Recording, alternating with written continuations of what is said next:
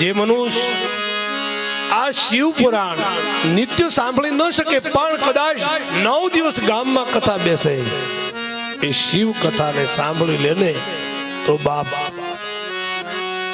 એમની જે કોઈ મનોકામના હોય એ પણ પરિપૂર્ણ થઈ જાય બાપ. એવું આ ભગવાન શિવની કથા છે બાપ.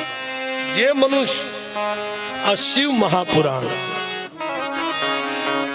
એને બાપ શ્રદ્ધા અને ભાવથી સાંભળવું. ભાગ્ય વિના નર પામત નહીં, ભાગ્ય વિના ન મળે.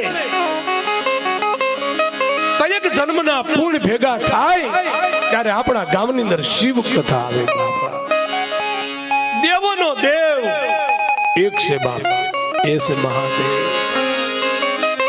અને બાપ મહાનતા એમને ન મળે,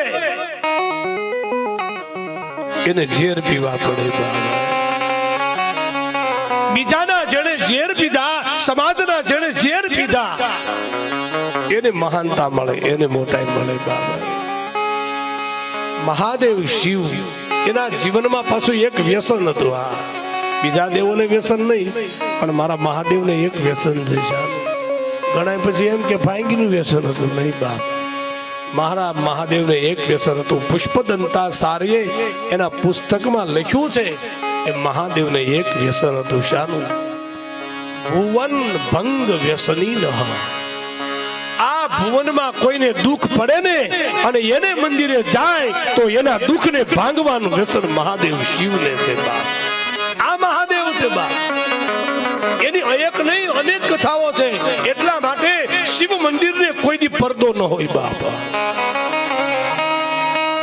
અને મહાદેવના મંદિરે જાઓ તો મહાદેવ બેઠા છે ને એની બરોબર સામે પોઠિયો નંદી છે. શું કામ? કારણ નંદી એ ધર્મનું પ્રતીક છે બાપ.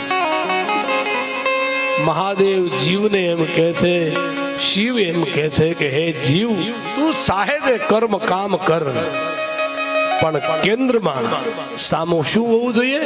ધર્મ હોવો જોઈએ. ધર્મને સાથે રાખીને કોઈ બી કર્મ કરો એમાં સફળતા મળે બાપ. કારણ કે ધર્મ વગર કોઈ બસી જ ન શકે બાપ. ધર્મ મહાન છે બાપ.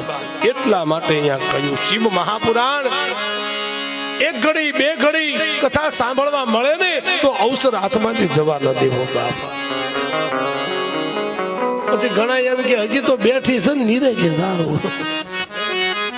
આ ગાડી ઉપડે ત્યાં બેસી જાય ને ઈ થાસા ઉપડ્યા કેડે ઘણા ટીંગા આવે. હવે ટીંગા એનું કઈ મેળ થોડો દીધો સટક્યું જેઠો જાય. એ કદા હરખી ખુરશી ગોઠવાડવી ને આવીને બેસી જવાય. સમયસર આ સમયસર આવે ને એનું બધું ગોઠવાય. હવે ટાણા વગીને આવે એનું કઈ મેળ ખરો, એનું કઈ ગોઠવાય? હે ન ગોઠવાય. સમય આવે એની કિંમત જગતમાં યાદ રાખજો. સમય શું કે એની કોઈ કિંમત નહીં. સમય સમય બલવાન હે નહીં પુરુષ બલવાન. કાબે અર્જુન લૂટિયા વહી ધનુષ વહી બા. સમયની કિંમત છે બાપ. કોઈ બી હોય તમે સમયસર વાવી આવો. હવે માનો થોડોક વરસાદ વરે, વાવણી થઈ વર્યો હોય, પછી તમે ગોરદાદા પાસે જાઓ કે હાલો ગોરદાદાને જોર જેવી ખરા વાવવા જવું કેમ થાય? ગોરદાદા કે હમણાં 5 દી જાય શોમાં પંચક બેઠું છે. વાવણી અને વૈરાગીના મુહૂર્ત લેવાના ન હોય. આપણા ગામમાં આવું કાર્ય થાય ને એટલે દોડીને એમાં ભળી જવાય બાબા. નદીઓ ગાંડી તૂર બની દોડે છે. શું કામ? એને સમુદ્રને મળવું છે બાબા. આ જીવને શિવને મળવું હોય તો દોડવું પડે, નહીતર પ્રભુ નહીં મળે. કાલ કરે છો આજ કર, આજ કરે છો અવસર બીત જાત હૈ પીર કરે.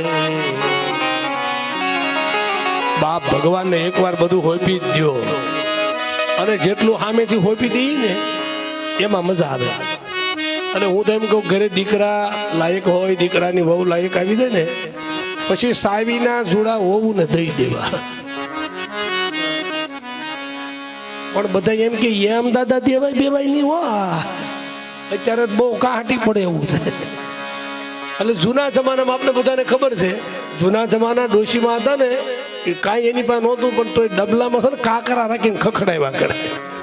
વહુને એમ થાય કે બા પાસે કાંક લાગે છે, એટલે બા પાસે ફરતા ફરતા કામ જ કર્યા કરે. બા પાસે પણ સમયે કામ કરશો તો તમારા બધા કામ થઈ જશે બાપા. અને સમયથી પહેલા કાંઈ ન મળે, અને સમયથી પહેલા મળે તો એમાં કઈ બહુ હવાદ ન હોય. સમયે પાકે એની કોઈ કિંમત હોય બાપા, સમયની કિંમત.